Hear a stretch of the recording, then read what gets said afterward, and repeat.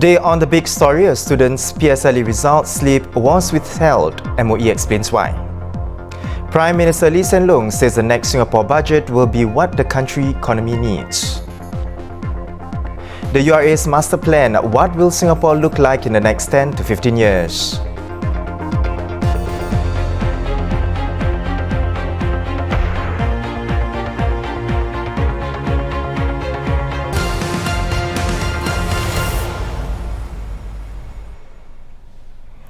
Now it's 5:30 p.m. here in Singapore and you're watching The Big Story, where we discuss the hottest topics of the day and explain why it matters. I'm Haryanto Diman, reporting to you live from the Straits Times newsroom.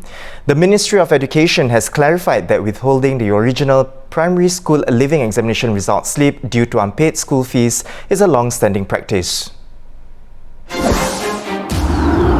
MOE was responding to a Facebook post by career counsellor and activist Gilbert Goh, which was making its rounds online. In the post, Mr. Goh said he came across a parent whose daughter had received a photocopy of a results slip instead of the original copy. This was due to outstanding school fees.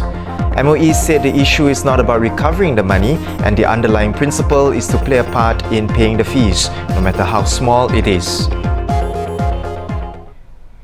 Here to tell us more is education correspondent Amelia Teng. Welcome, Amelia. Hi. So, Amelia, tell us, right, the post clearly has made its round online when it first came out. What are people's reactions to it? Yeah, so this first post that was up on Monday, it drew a lot of responses. It's clearly an emotive issue because you look at this post and it says this PSLE student, a girl, is unable to get her original results certificate because her parents can't pay school fees. So it sounds pretty unfair, unreasonable, and some meeting MOE is being a little bit rigid. A lot of people online are questioning MOE's policy, saying it's lacking in compassion and empathy. She's a 12-year-old girl and she's having to pay the price for her mother or father's mistake. Right. So in that regard, is it necessary then to withhold the result slip? I guess it is quite a shock to go to school and try and get your results and hear from your teacher that you can't get your result slip. But MOE's stance is that you have to take some responsibility to pay for your child's school fees, no matter how small the fee is. So you are obliged to pay a certain amount, no matter how small that fee is. And this co-payment principle also applies to not just education, but healthcare and other aspects in Singapore. And the practice is not unique to PSLE, so also applies to all national exams, N-levels, O-levels, A-levels. And that, I guess the reasoning behind withholding the result slip is because that's the only leverage that the school has to try and get a response from the parent. And to be fair, it's probably the school's last resort because they would have already tried to contact the parent multiple times over the 4-6 years and not gotten a response from the families. Right. And Amelia, MOE also said that education is almost entirely public funded, right? Why not just make education free then, instead of insisting parents to play a small part by paying a small fee? So actually, education here in our mainstream schools is virtually free. It's just that there's a small co-payment that parents need to make. So for primary schools, Singaporeans pay actually nothing. You just need to pay $13 in miscellaneous fees every month, and this is for schools' operating costs, materials that they use for different students. And secondary school fees are $5 every month. Miscellaneous fees are $20 monthly. So it's actually very small compared to the ministry's funding for each primary school pupil, which comes up to about 12,000 in a year and 15,000 for secondary school students. So some people may be thinking, so $5, $0, why do you still need to pay that small fee? In a sense, goes back to the same principle of having a sense of ownership and duty in your child's education and taking that interest to want to know what's happening in his or her school life. So if you are really genuinely needy, there's actually a lot of financial assistance available as long as you are willing to reach out. Right. And I think MOE has actually ramped up help over the years by increasing income criteria last year, bursary amounts and all that. So there's a lot of help. And perhaps some families, I guess if you are in a difficult circumstance, you may not be as aware of some of these financial schemes available, or you are just too distracted, too busy with other things that you don't apply for it. And sometimes it can be time consuming, to some extent. Or some families are just negligent as well, and they refuse to respond to reminders. But I also think, as a last point, that there is also room for schools to be to show a little bit more empathy and compassion in communicating with the students, because it's not the students usually who pay for the school fees. So maybe some lead time before they collect the results, or some sort of reminder, right? I suppose.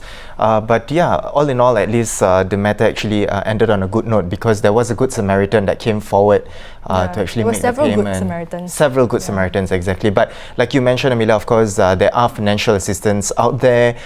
Parents who really need them, they can always reach out and see how this financial assistance scheme can help in their situation, right?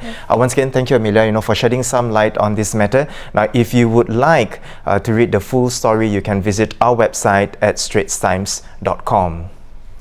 Now, the next Singapore budget will be strong and suitable for Singapore's economy needs, said Prime Minister Lee Hsien Loong at the end of his 5-day visit to South Korea. With major economies like the United States, China and Japan slowing down, it is not surprising that the Singapore economy has been sluggish too. PM Lee said the solution to boost the economy is not to raise government spending or lowering taxes. Instead, the focus must be on improving productivity. I think in this situation, the solution is not as pump-priming stimulus, but to take advantage of the slowness of the economy to redouble our efforts at upgrading, at training, at productivity improvements, so that we make the most of what we are able to do given this environment. Now we have news editor Zakir Hussain in the studio to tell us more. Welcome, Zakir. Zak, if you could share with us first, right, why did PM Lee choose, to talk about the Singapore budget at the wrap of the ASEAN-South Korean summit? Well, I think PM was giving an interview to reporters at the end of his visit to Busan for the summit. And one of the questions that was asked was about, the economic outlook. Growth this year is expected to come in at, a little above 0%. And I think PM said it in the context that, look, budget's not too far away, and I think there'll be some measures in the government's response, and the agencies have been working on something. But I think PM's point also, I think it's something that the government's been trying to make for some time, that people shouldn't just look at the budgets for temporary relief or solve or handouts. It's really almost like the Singapore way, where they want to make sure that the investments or money is spent on building capabilities, right? So sort of helping workers skill up or pick up new skills, helping students even, make the right choices, in schools and so on. To look for careers. And I think it was timely that the question was asked at the ASEAN Korea Summit. I think part of the problem, the global trade tensions and so on is really, in a way, reiterate, I think it underlines the importance of countries actually remaining open, remaining connected. And I think that was what the ASEAN leaders and the Korean leaders, I think, sought to reiterate at the summit. Right. And Zak, of course, there's been a lot of talk that the election is nearing, and you yourself, I think in our earlier episodes as well, you said that, it could be as early as next year, March, right after the budget. Do you think then, now that, PM has made this announcement, do you think the next budget will be an election budget? If so, what can we expect? Well, I think a few weeks back, I think DPM Heng said, don't look at this as an election budget. And I think there'll be two sides of it. I think it will be an election budget, but it also won't be an election budget.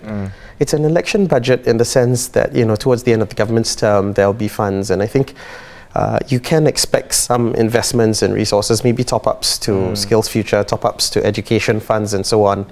As well as some direct cash handout, to help sort of maybe cope with living expenses. But at the same time, it's not quite an election budget because it's investments in longer-term things, right? So you're not going to see it right away, but you've got to take the action. So maybe you need to choose to retrain to tap on those funds, a bit like Skills Future credits, I'd say. But whatever it is, I suppose time will tell whether it's going to be an election budget or not. But like you mentioned earlier on, of course, it could be as early as next year's March, right? Just right after budget. Yes, that's right. Yeah. So thank you so much, Zakir, for coming on to the show to tell us more about this. Now, for more, you can visit our website, of course, at straitstimes.com. And now let's move on to What's Trending, where Rachel will share with us what's buzzing in the internetverse. Rachel?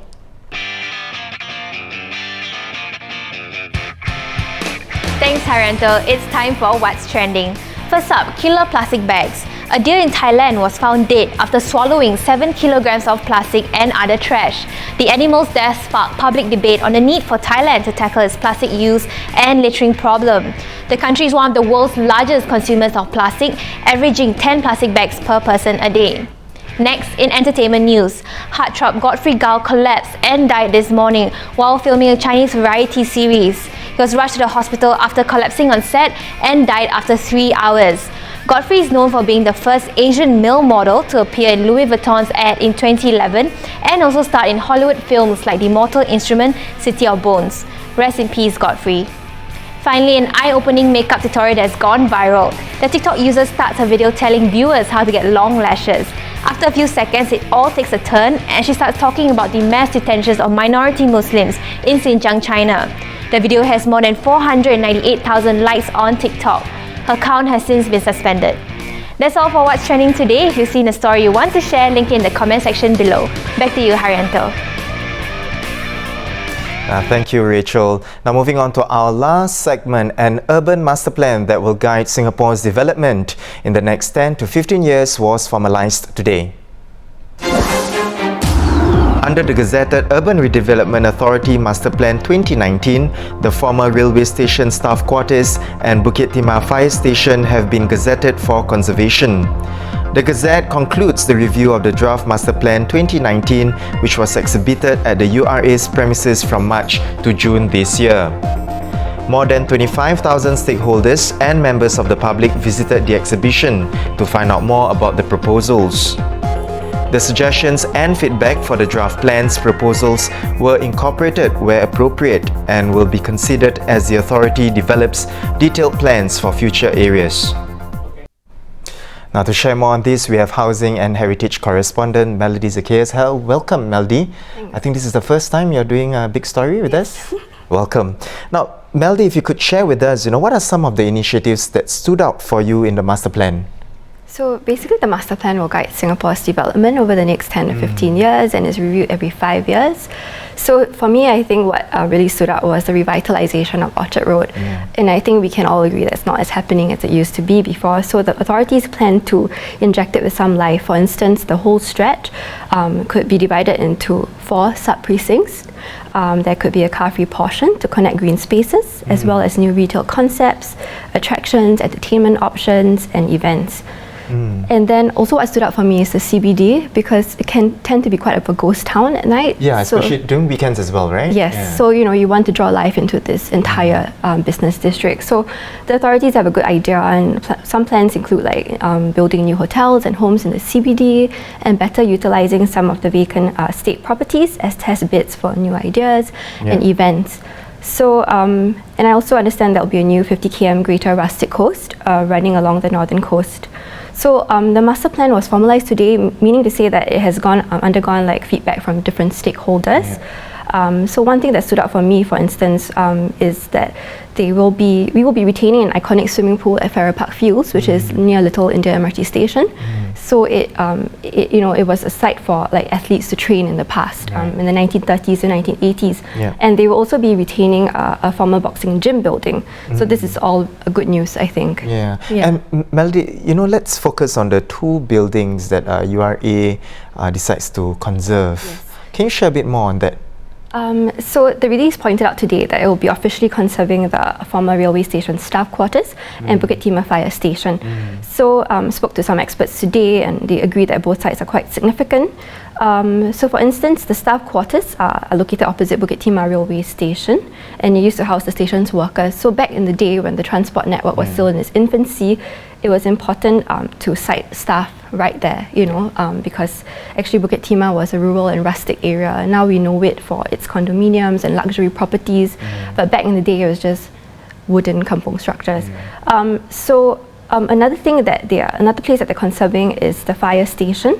So again, it harks back to the kampong days where homes were made of combustible materials. So the fire station, which was built in 1956 and is Singapore's 4th fire station, was integral in keeping the place safe and free from widespread blazes.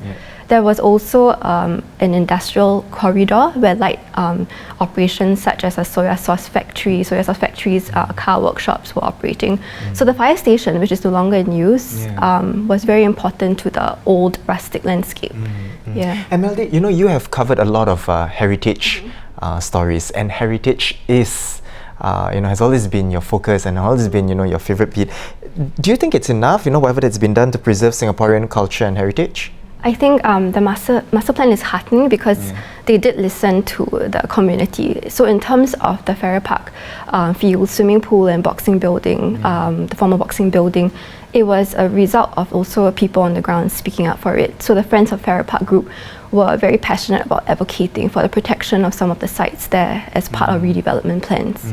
So I'm happy that some of these key structures will be saved because Singapore is nothing without its history and it's important to conserve different layers of the past. Definitely. Now, thank you so much, Melody, for coming onto the show to share with us a bit more about the URA Masterplan. Now, for the full plan, of course, you can visit URA's website, or you can also read more on our website at straitstimes.com. Now, those were the top stories for the day. For more news and videos, of course, you can head over to the Straits Times website. Once again, I'm Haryanto. Join us for more stories on A Big Story tomorrow, and see you then.